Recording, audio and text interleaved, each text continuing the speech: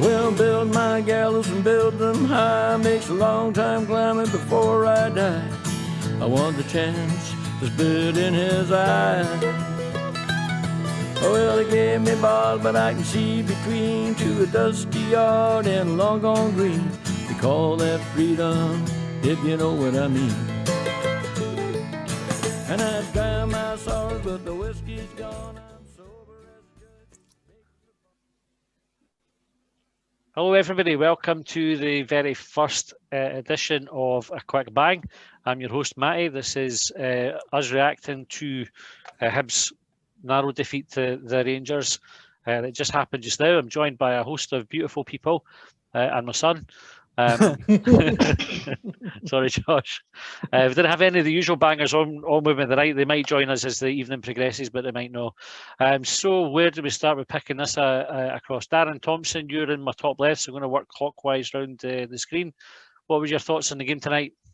I thought we played well. I mean, we didn't really press Rangers as much as we would have liked. Morelos should have definitely been sent off.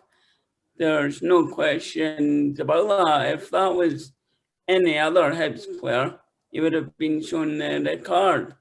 But I think we can take a positive.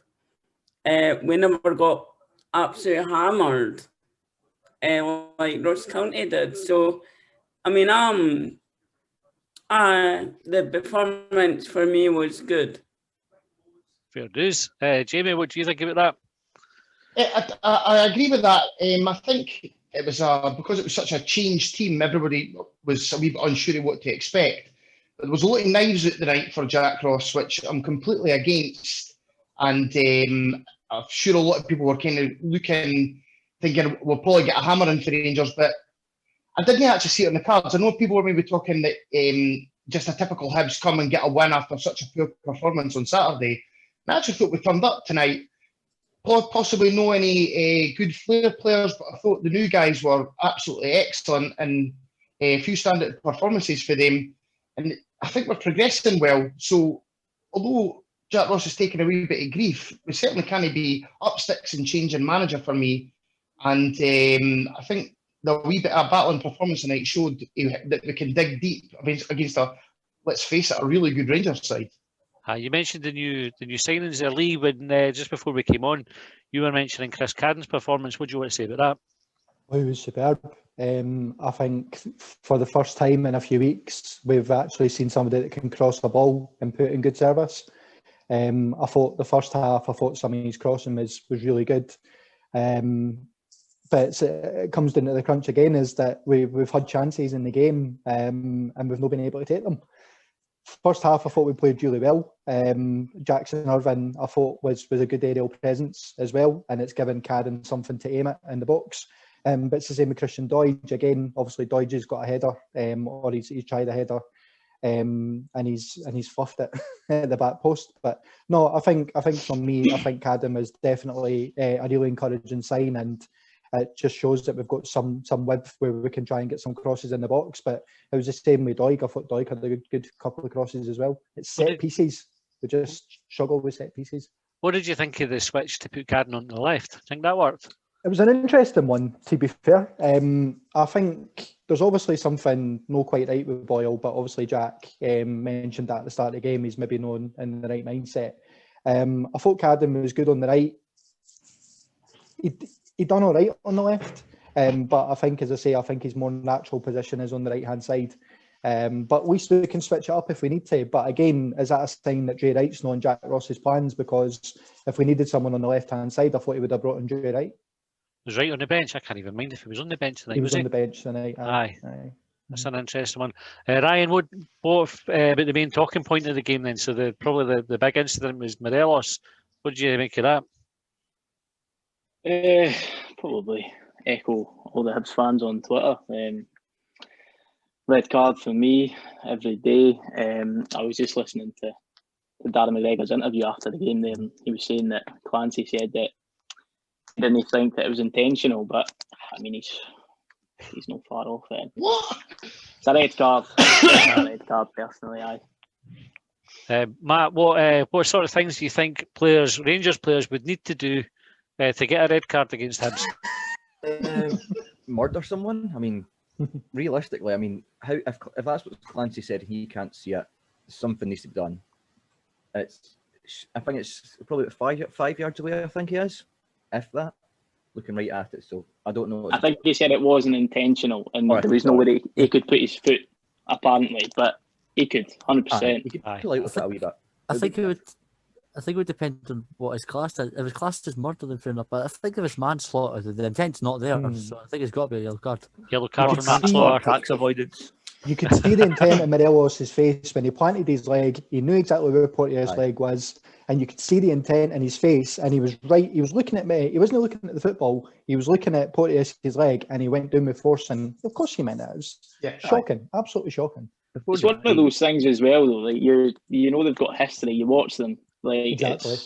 you've got to know that. They sold it for £1. Did sell it for £1, aye. That's what I was just going to say. Before the game coming into it, you knew Porteous would be up against Morelos. You knew that was going to be a key battle. We knew it would be one we'd have to win. But he does handle it well enough. For the goal, I'm sure we'll get onto it. He just sort of fell asleep a wee bit. Yeah. But overall, he handled him well enough. Aye. Liam, what about you? What was your main takeaway for the game? Main takeaway, I think first half we showed up, thought we were decent in the first half, but much like the St Johnstone game, in respect that as soon as they scored, I think we were a wee bit devoid of ideas. I think Rangers showed us quite a lot of respect by bringing on Eaton and Roof, who I think did a really good job of just slowing the game down, taking the sting out of it. They held the ball up really well between the two of them in the second half. So I think in some respects, that was a mark of respect from Rangers to do that. But I do think we do seem to be a side that if we do lose the first goal without an Allen or without a kind of a more creative player in the side, we do struggle to create chances when a team sits a wee bit deeper against us. And we do struggle to get players in behind them. And I think a lot of that's been due to the fact that Boyle's been a wee bit off colour recently. But there's other guys that need to be stepping up to the plate as well. Can't all just be on Martin Boyle's shoulders. And I think we saw again tonight, even sort of later in the game, Rangers a couple of times doubled up on him down the right-hand side. And people recognise how much of a threat he is. Spot on. Kaiser, Susie, we're struggling for goals just now. What do you think's behind that? I think credit where credit is due with Rangers, unless you're a face painter. I think with Rangers, obviously, with a squad that's worth more than the outstanding tax bill, I think Hibs done well. Do you know what I mean? I think we've done well. It doesn't help as well when obviously they're obviously paying vast amount of money in the referees association because like you can't buy a penalty against Rangers. Well, Rangers might be able to right enough, but I think they've not had a penalty against them all season, eh? Aye. And there was an incident, I just seen it on Twitter before we came on, and it's kind of split the support, which was, I think, Halbert going for the header. And it looks like he's got a two-handed push in the back. Push in the back. And I wouldn't Josh, say that's a penalty. was that? I wouldn't say that's much of a penalty. Nah, how no? I don't know. You know, he's diving for the ball. I know he's got his hand in the back, but it's a bit soft. I'd say that's a bit soft. From a neutral perspective, I'd agree with you. But from a Hibs fan perspective, I'm saying at least a 4 or 5 game ban for Tavernier retrospectively. it's a wrong call to strip.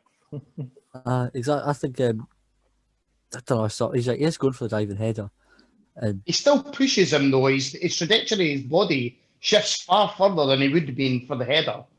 So where he's actually putting his head, he's much further forward. They can't get the correct contact. you could see it given, but I there wasn't much a shout at the time. I think you can understand why the referees maybe missed it. It's a free I think kick if if the it shoe was happens on on the the other touchline. Well, that's what it all comes down to, as you say, Matty. Is if you do it outside the box, it's a free kick. But you can cry wolf against Rangers and Celtic to get penalties because it never happens. Do you know? It's very, very unlikely that you'll get a penalty against Rangers and Celtic for something like that. So I wasn't surprised that it wasn't given. One of the incidents that got missed for the commentators anyway was when the second half the cross came in and Doige just misses it, and Alan McGregor kind of threw himself into the posts. Anybody want to hazard a guess as to what that was all about? He thought, I think Alan McGregor thought the post was the back of Mark McNulty. He just got very, very aggressive towards it. Or his missus. His missus. He's Very used to winning up the aggressive, yeah. polls, so he's obviously just used to the goalposts, and obviously he's just got comfortable with it. But Alan McGregor moans about everything. I seen your tweet earlier on, Matt, about what Alan McGregor moans about. You could write a book. He just moans. He moans constantly about everything. And he definitely moaned That's about what the it book, is. that's for sure. Aye, he'd be raging if you wrote a book about him. I'm going to do it. But he also moaned about when Thingy took the ball away from him. Deutsch. Right. Aye. For me, that is a foul Yeah. on him, McGregor. You think? I don't know. Is it the one? Technically, he does have He's one got hand his on the hand ball. on the ball. He does have his hand on the ball, It's so not- technically he is in control. It's Technically, not you've got to according have the both of rules. your hands on the ball. I think. Yeah, I thought it was Just both one. hands. On It's the just side, one. All you need Guy is said one. that. As long as the goalkeeper's got a firm hand on the ball and he's going to grab it, then it's technically it's in the goalkeeper's control and it's a free kick to Think Rangers. about how many Sounds times like a Stone Robbie Roses claimed the ball remix. with one hand. And then I think, to be fair, Yeah.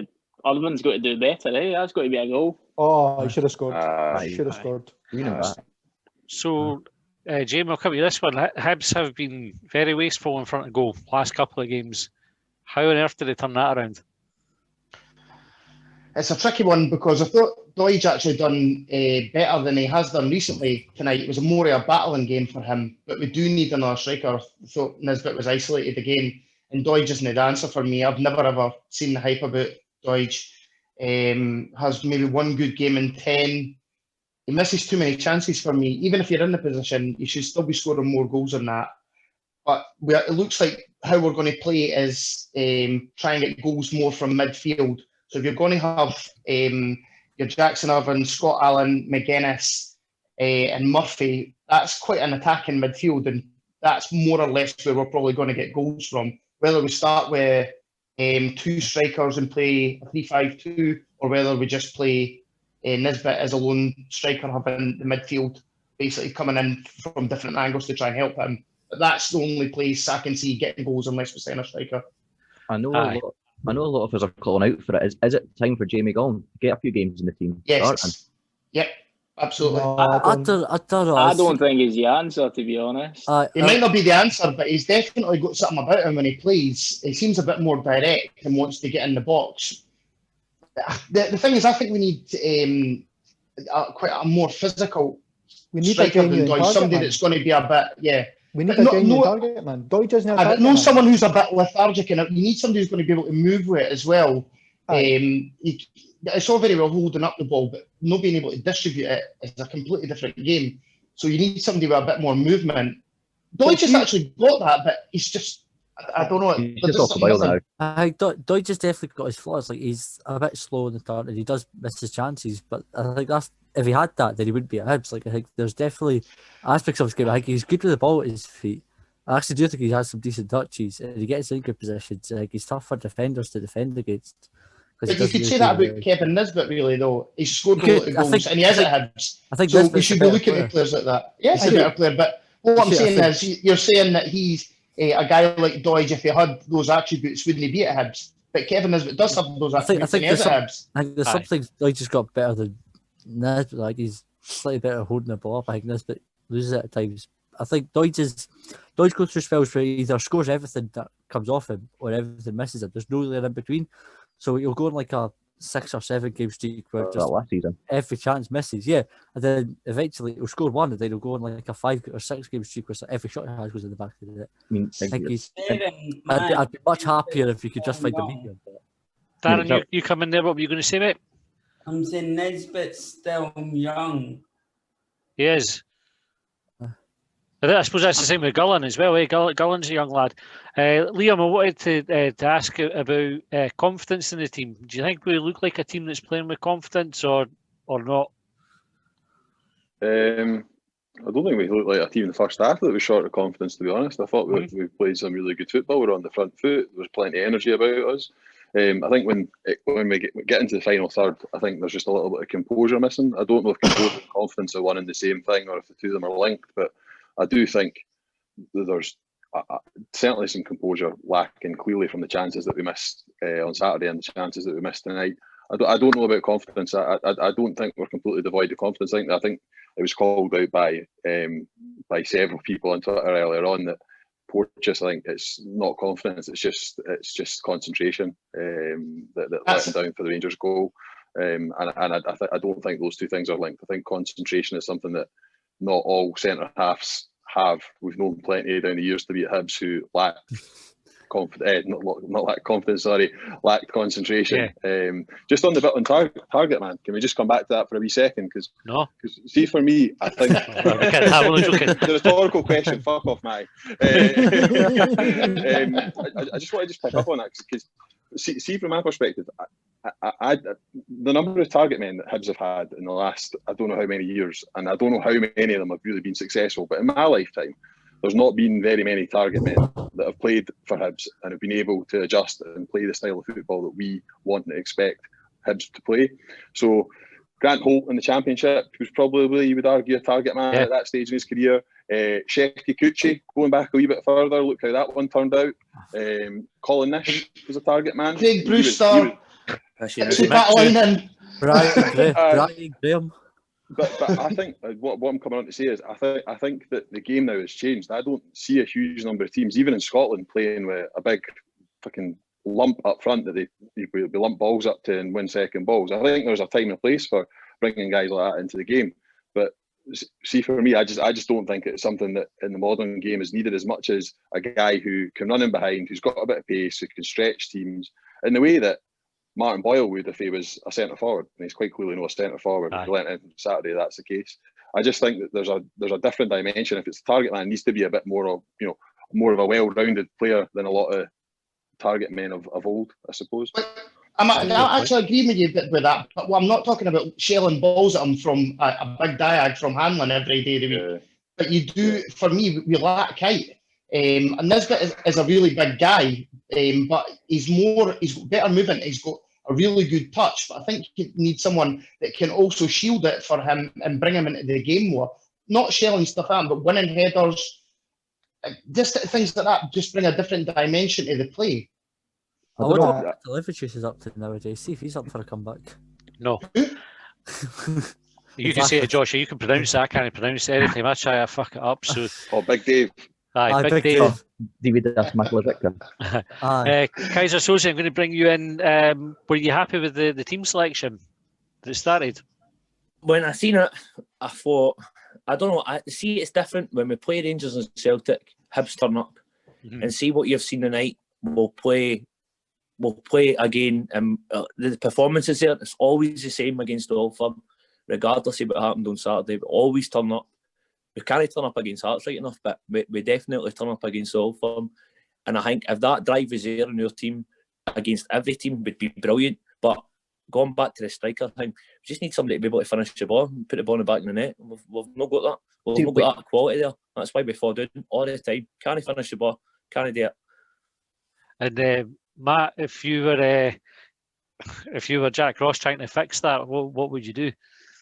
I mean, the obvious answer is bring someone in, but it might not be the easiest situation just now with everything that's going on. We know how thin finances can be within clubs. So I'm not, this is going to sound stupid, but I'm not comparing us to Liverpool, but they brought in a throwing coach. We could do with one of them as well. But why not bring in a more attacking coach? Jack Ross and John Potter were both defenders. How much are they going to have effect on the strikers? That's a good question as well. I mean, I suppose they've faced strikers on their life face, so they probably know what makes it hard to defend against. But I suppose that's maybe different for being able to pass on expertise. Hanlon dropped to the first team. Who wants to pick that one up? What are your thoughts on it? I'll pick that up. I'll pass on that. I thought it was probably deserved. However, on tonight's performance, I think that it's probably undeserved because I thought Porteous, although had a good bit of aggression in the game, he was caught playing players on more often than not, and that's why he got taken off. They were holding a line. I thought Darren McGregor was outstanding, and every time that the ball was played over the top, it was Porteous playing on Morelos every single time, and that's why he got hooked after that and brought Hanlon on. I thought it looked more cohesive, a formed partnership already with McGregor, and I just thought it looked more tight after Hanlon getting an absolute battering since Saturday. And to be honest, I'm no one to be batting people on social media, but I kind of agreed with it. But I thought tonight it was kind of an eye-opening situation, whereas I think Porteous has a lot to learn. Good player, but a lot to learn. I don't know about it. I don't think Harlan pressed that much when he came. I thought dropping him was the right decision because he has been poor for quite a while now, knowing his usual standards. But I think Welsh maybe didn't look as defensively troubled when Hamlin came on. I think that could be more down to Rangers not attacking as much, because at that point they'd already scored. They're 1-0 up, the clock's running down. Like, they're more focused on just keeping the ball, stopping us from creating anything. So I thought there was a couple of times with Hamlin where the boy was marking just got away from him, or I think he slipped at one point, let someone in. I can't remember if it was him or no, that was Gogic, to be fair. But I wasn't that. No, there was one with Hanlon. I remember shouting at past the them. Aye. Everyone That was it. Yeah, we dropped. my opinions on Hanlon. I still think we need another centre half in, because McGregor, I thought he was brilliant tonight, but do you know what I mean? He's getting on quite a bit now. I think we need someone, preferably a left footer, to come in and play alongside Porteous or Porteous and McGinn if we're playing a back three. I do think centre half's probably our biggest issue now. Is it time to put Porteous on the sidelines for a wee while? I still think he's our best defender, Porteous. I think he's been very good for us. He's had a couple of off games. He was off against Livy, off against Ross County, and obviously we haven't been defensively at our best recently. But I think for the majority of this season, he's been very good. He's very good with the ball at his feet, I think. If you look at the chances Morelos has tonight, Porteous is playing him on. Porteous has he plays him on for a couple of the chances, and the goal's his fault because he switches off. I'm not knocking the guy. He's young. I get that, but what I'm saying, he's wanting to get too close to players rather than doing what his teammates are actually doing. Because Morelos isn't getting that chance. If he sticks to the line, he's offside. The chance is gone. It's wasted. Is it not today with your squad depth though that if you look at centre back and you look at up front, there's no fear there. It's just he's up pitch because there's nobody else. We definitely need a centre back. Both the centre backs probably could have been dropped tonight, but we've not got the option for it. You know what I mean? So right, you can only bench one. You're gonna. I tend to agree that Porteous is probably our best centre half, but looking back to tonight, the goal's his fault. 2 at the weekend is his fault. Like I'm usually Brian Porteous' biggest fan, but he has been slacking. You know what I mean? So it's tough. Like because even Gogic, I think Gogic played centre back for Hamilton sometimes. I wouldn't mind throwing him in. You know what I mean? Him and Darren McGregor. I know it might be unorthodox, but the thing with Gogic is when he was at Hamilton as a centre half, he wasn't like on anybody's radar for there's a boy we should sign. It was when he went into midfield that folks started looking at him, Hibs started looking at him and thought, aye, that's what we're missing. So I'm not sure he would be the answer at centre half either. I think we definitely need to bring somebody in. I'm not saying he'd be the answer for sure, but I'm just saying like if there was a point where you're looking at benching 1 or 2, like he is an option. Right, we're fast running out of time, so what I'm going to do is just to get a quick summarising final point. If anybody's got anything burning that they want to get out, we'll discuss it now, and then we'll wrap up. So, started at the top left last time, I'm going to start at bottom right this time. Kaiser Soze, summary and anything you want to get off your chest, mate? I was quite happy with the performance, to be fair, for obviously what we witnessed on Saturday, and I thought we're up against a really quality team, and I think we held our own. And when you're looking for a bit of return off the guys and a bit of difference for what we've seen at the weekend, it is there. It's just there's a wee bit left there to be desired, and I think the main problem I've got is just we've not got the squad depth. And I think if we've got that there, there's a bit of competitiveness here. There's players that actually performing, and if they don't perform, they're getting a wee scalp in the wrist and getting taken off. And I don't think we've got that Hibs in now. Aye, spot on, I think. Josh? Yeah.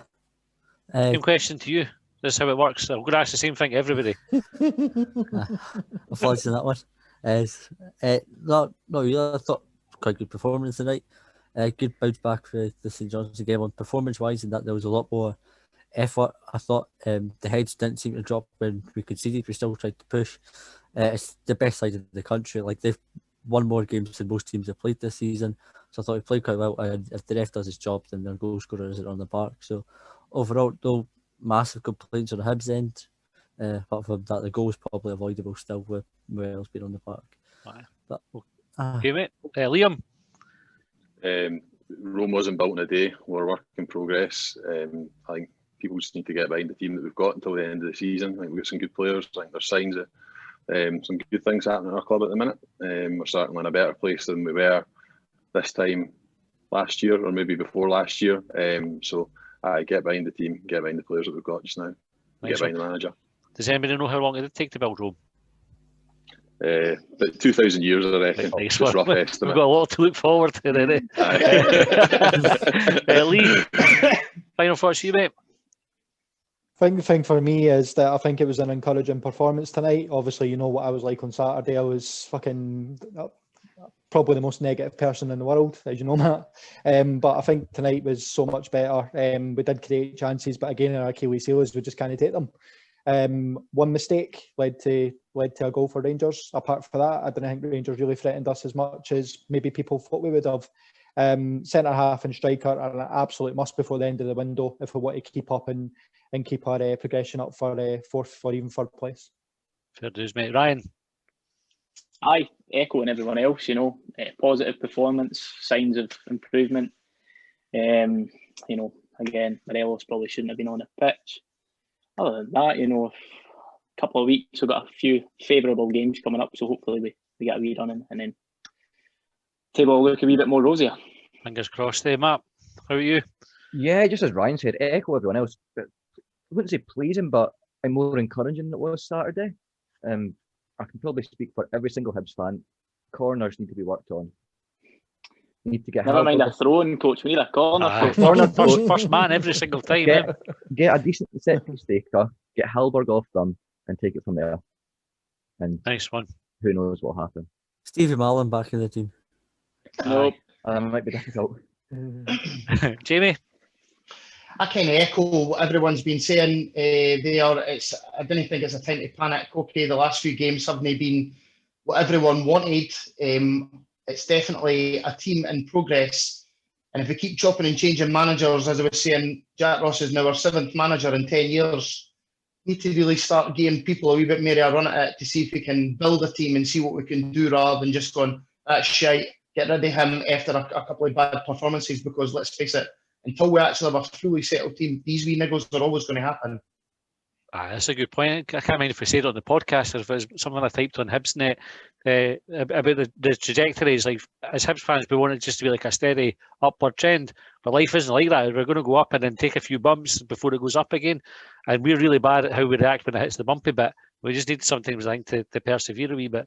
Darren, last word for you, mate. I thought McGregor done well, especially coming in, making his first appearance this season, and obviously not playing a lot of football. I thought he defended well. He did. He was probably the highlight of the match. He was my man in the match as well, was McGregor. Okay, guys, right, that's us done for tonight. That was our very first quick bang. Hope it was good for you. Bring Lou the next time. We will. I think we'll if folk like this and are happy to see it again, we'll do another one after the game on Saturday. So you're welcome to join me again for that. I know it's really not a sentence you want to hear your dad saying. I'm just looking at Talking about the podcast, Josh. That's what you're thinking about. In the meantime, if anybody's got any questions, send them in to us on Twitter for Short Bangers on Thursday night. We'll be back then with the usual gang. And until then, we'll see you next time.